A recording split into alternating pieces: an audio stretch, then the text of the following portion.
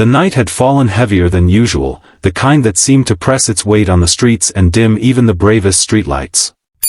Rain drummed relentlessly against the windows of the tiny bus stop on the edge of town, its rhythm sharp and cold. Mira pulled her arms tighter around herself, shivering as a gust of wind slipped under the roof and clawed at her damp clothes. It was nearing midnight, and the bus she had been waiting for, supposedly the last one, was more than an hour late. She peered at her phone again, but the screen stayed stubbornly blank. The battery had died somewhere between her friend's house and this lonely stop. She was stranded, alone, and unsure whether the bus would ever come. She wiped her eyes, not sure if it was rainwater or the sting of exhaustion. It had been a draining day. Arguments at home, tension that had been building for weeks, and a desperate decision to get out for a few hours. She had thought the late bus ride home would give her time to breathe, but now the world felt colder, darker, and painfully quiet. Thunder rolled, deep and low, like an echo of her own fear. Then she heard footsteps. Her body stiffened, breath caught in her throat. The world beyond the round glow of the street lamp was nothing but shadows, shifting slightly as the rain poured through them. She gripped her bag instinctively. A figure emerged slowly, walking toward the shelter, hood drenched and coat soaked through. The person stopped just outside the flickering light and seemed to hesitate, as though worried about frightening her. "Are you waiting for the bus?" a gentle voice asked. Mira swallowed, her heart pounding. "Why, yes." The stranger stepped forward slightly, revealing a tall man with kind, tired eyes. His hair was plastered to his forehead from the rain, and he carried an old messenger bag that sagged with water. He looked almost apologetic. "I didn't mean to scare you," he said, offering a small, warm smile. "The roads are closed past the river. Flooding. I doubt the buses will make it this far tonight." Her stomach dropped. "Closed? Are you sure?" "I just came from there." He nodded, brushing rain from his brow. "Everything's blocked. I think we might be stuck here for a while." The word "stuck" made her chest tighten. She couldn't go home, couldn't call anyone, couldn't walk anywhere safely in this weather. The rain had already turned the streets into shallow rivers. The stranger noticed her distress. He studied her for a moment, then stepped back as if giving her space. "I'm sorry. I know that's not good news." Mira looked at the ground. "My phone's dead. I can't even let anyone know." He nodded slowly, as though he understood something deeper than she said. Then he reached into his drenched coat pocket and pulled out a portable charger. "You can use this," he said, extending it toward her. "It should still have some power left." She hesitated. In her mind, a voice whispered warnings: "Don't trust strangers, don't accept things from people you don't know."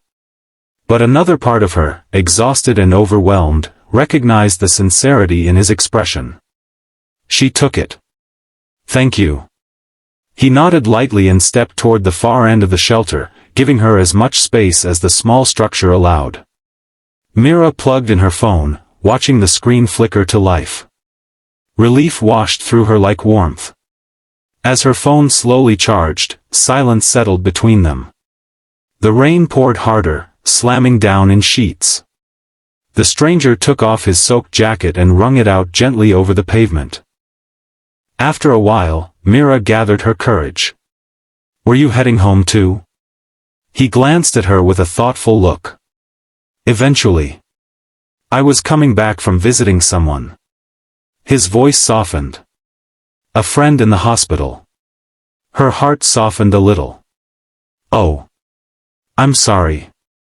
"It's okay," he said, though his eyes held a quiet sadness.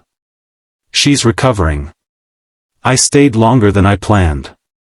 A moment passed, and he added with a faint smile, "Seems like we both had long days." Mira let out a humorless breath. "Yeah. Something like that." The rain showed no sign of stopping. Lightning cracked across the sky, bright and blinding. Mira flinched, and the stranger's eyes shifted toward her immediately. "You all right?" She nodded quickly. "Just, not a fan of thunderstorms." He gave a sympathetic nod. "Do you want to talk?" "Sometimes it helps." Mira kept her gaze fixed on the rain-covered street. "I don't want to bother you." He chuckled softly. "We're both trapped here until the storm calms. You won't be bothering me." The sincerity in his tone chipped away at her hesitation. She exhaled, long and shaky. "It's been rough at home," she admitted. "Everything feels like it's falling apart. Tonight, I just needed to breathe. Then I ended up stuck here." The stranger listened without interrupting, his posture open and patient. "My mom and I argue a lot these days," Mira continued. "She works so much, and when she's home, we're both tired.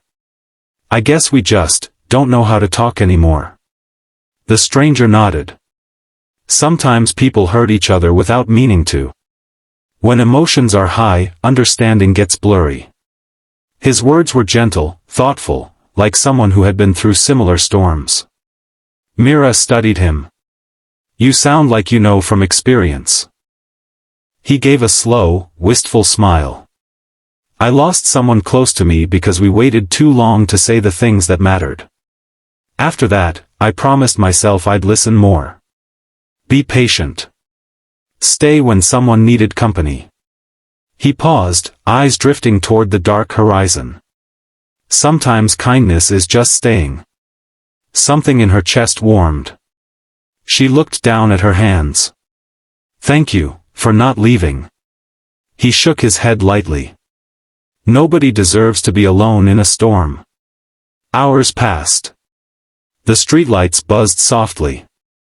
The wind howled and rattled the metal roof. Myra's phone reached enough charge to display messages, missed calls from her mother, frantic and worried. Her throat tightened. "You should call her," the stranger suggested gently. Mira nodded and stepped a little further away for privacy. The call connected almost immediately. Her mother's voice burst through, panicked and trembling, asking where she was, whether she was safe, whether she had eaten.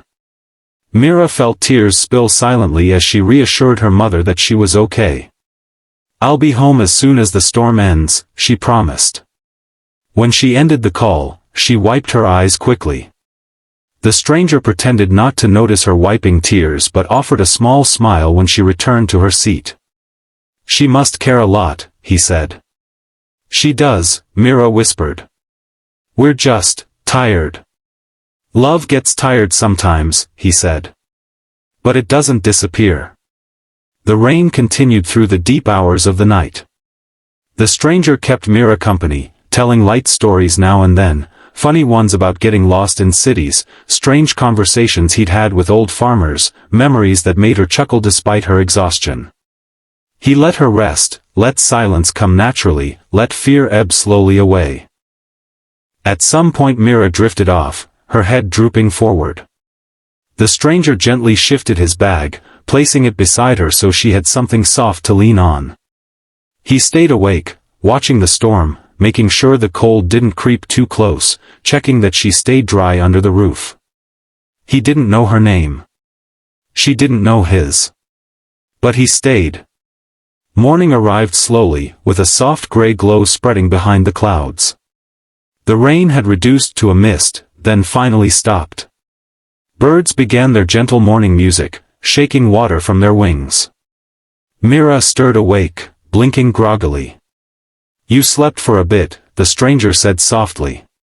She sat up, embarrassed. "I'm sorry, I didn't mean to." "You needed it," he replied. "No need to apologize." The streets were quiet, washed clean. A few cars drove by, cautious but steady. The world looked new, somehow lighter. "The buses should start running again soon," he added. Mira nodded, stretching her stiff arms.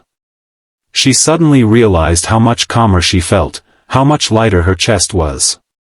The fear of the night had faded with the rain. "Thank you," she whispered. "For everything." I don't even know your name. He chuckled. Names aren't important. You just needed someone to stay. But still, she insisted. You stayed up all night. He stood, slinging his bag over his shoulder. You would have done the same for someone, someday. Acts of kindness come back around. Mira looked at him, really looked at him, the gentle sadness in his eyes, the warmth in the lines of his face, the compassion of someone who carried his own stories quietly. What will you do now? She asked. He shrugged lightly. Catch a ride home. Get some rest. And hope your morning goes better than your night. She smiled for the first time in hours. It already has. A distant rumble of an approaching bus echoed down the street. Mira reached for her bag. When she looked back, the stranger had stepped outside the shelter. Morning light softened the edges of his figure. Take care, Mira, he said. She froze. I never told you my name. He blinked, slightly surprised. Oh. You didn't? He smiled faintly. Must have heard you say it earlier. Sorry. But Mira was sure she hadn't said it. Not once. Before she could ask, the bus pulled up with a hiss. She turned toward it. When she looked back again, the stranger was already walking away, down the wet street, disappearing into the soft morning fog. She watched him go, a warm heaviness filling her chest. As she boarded the bus, she looked once more through the window, hoping to see him again, but the street was empty. The bus pulled away, tires whispering against the damp road. Mira leaned back in her seat, holding the portable charger he had given her. She smiled softly to herself. Some strangers pass by. Some strangers help. But some strangers stay, until morning, until the fear lifts, until you can breathe again. And sometimes, that's all the kindness the world needs.